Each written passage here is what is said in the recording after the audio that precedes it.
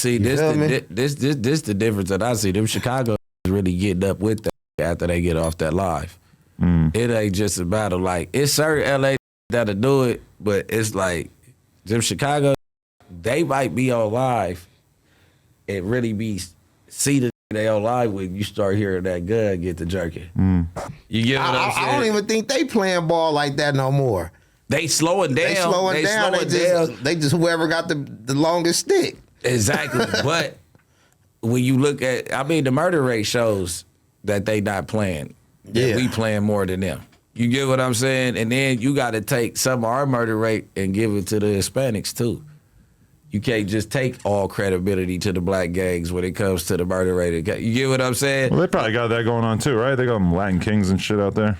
Yeah, but no. What I'm saying is, LA, they not really serving shit after that battle online. They go load back up later on and do it again. We not really going to go, like he said, the body bagging to slow down. It's still some evil little niggas out here. They gonna make it do what it do. I ain't taking nothing from them. Nah. But that's like the new thing, and they picked it up from Chicago though, because we wasn't ever doing that. You know what I'm saying? They picked all that FaceTiming up from Chicago, but they ain't really. But I don't blame them though, because LA is different. It's way more snitches out here, and the police is way more invested into taking gangbangers to jail. In Chicago, they busted at the police. Because going to body bag is just like, it's got to be a reason. You know what I'm saying? We just ain't going to go slide for no reason. Like, what we going to slide for? Right. It's got to be something that didn't happen. And that's part of the difference with Chicago is that in Chicago, the only way that you could be from a gang or whatever is because you are literally from there. So therefore, if somebody from that gang gets killed or whatever and they go and get revenge, it's like it's always somebody that they 100% directly know. Whereas like LA has all these like long-term rivalries that in a lot of cases it kind of feels like people have almost forgotten what the root of them not supposed to be getting along even is. Tell me if I'm wrong. But it's like a lot of these rivalries are so old that the animosity is not as direct. Yeah, guaranteed the 21-year-old or the 18-year-old man in the section that's doing all the extras don't know that the A-Trays in the 60s beefed over a jacket, and it just turned a jacket and a female and it turned into that. A lot of us don't know the roots of the beef, and that's what I'm saying. We just take it on, but in the mix of us not knowing the roots of the beef, that old beef that got my best friend killed. Now it's like, fuck what that got going on. Now I'm in. You know what I mean? Or my daddy got knocked down by this nigga when I was 4 years old. Nigga, it's fucked them forever if I start gangbanging. Like, nigga, I don't got a dad do to these people over there. I'm finna go over there every time that I think about my pops, I'm going to go. You know what I mean? It's different. Yeah, that's how it started with me. Like, I mean, I was from a clique, and we was already being judged. You know what I'm saying? Of being from the gang, because our clique was in the same neighborhood as the gang. You feel me? So, and then one of my homies had got killed, and you know it was on from there. You know what I'm saying? But eventually, after playing ball for so long, it's like, you know, we gonna keep going to play ball. We didn't play ball. We done lost on both sides. You know what I'm saying? We done lost so many people. It's like, you know, it's got to be a reason behind it. And, you know, and the reason it's just starting to die down. Ain't no reason. Like, everybody getting money. Trying to be fly, and that's it. I mean, I ain't taking nothing from the Rambos that's still out there, you know what I'm saying, and think they the man, and, you know, they packing the biggest one, they ain't gonna slide, but I'm just, they got, you know, I'm really looking at this shit, though. You feel me? I'm really outside, so, you know, I can actually see what's going on, so.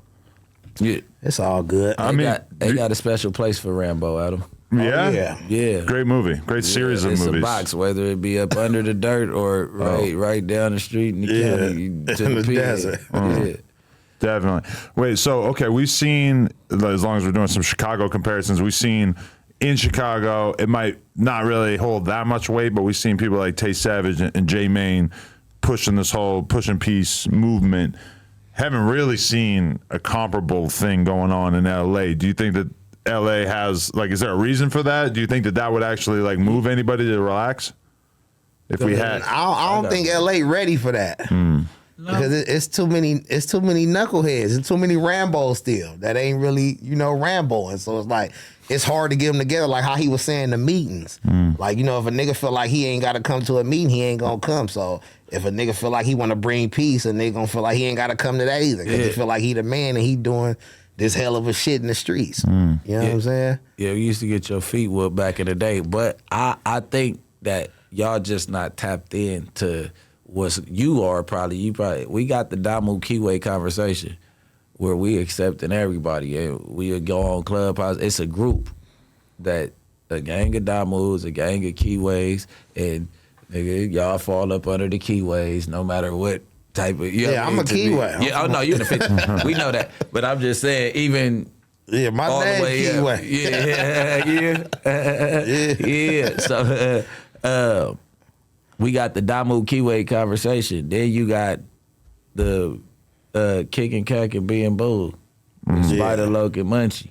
It's coming together. Everybody that's coming in is really like, let's get all. Our goal is to get all the rats and the people that ain't doing nothing but poisoning the communities up out the way. Not out the way, but we gonna take the focus for them and make our goal the focus, because there's a lot of heavy hitters inside of this group of individuals, all the way from Long Beach all the way down to Carson. So I mean to Pacoima, and I'm not talking about.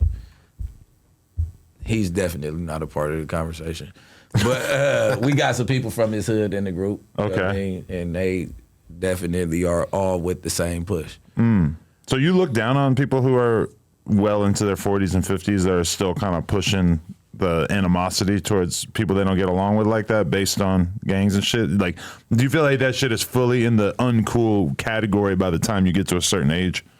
100%. I don't even see none of my homies. I don't see none of my other homies like pushing that line. I wish like, you know what I'm saying, for it to be some animosity towards the other side. I don't really see those type of promotions going on. It don't be towards the other side though. It's always. It'd be like internal when the older niggas get each other. Yeah. Like it's some people coming up. Like once a nigga come up off that 4 and then did 20, 30 years, man, that nigga is not telling you to do nothing crazy. Usually they got it together. You got a couple of them that got some old scores that they want to settle, so they'll get up under a young nigga and pick his brain and make him hate some motherfuckers because he really trying to get that gig back, but he don't want to step himself.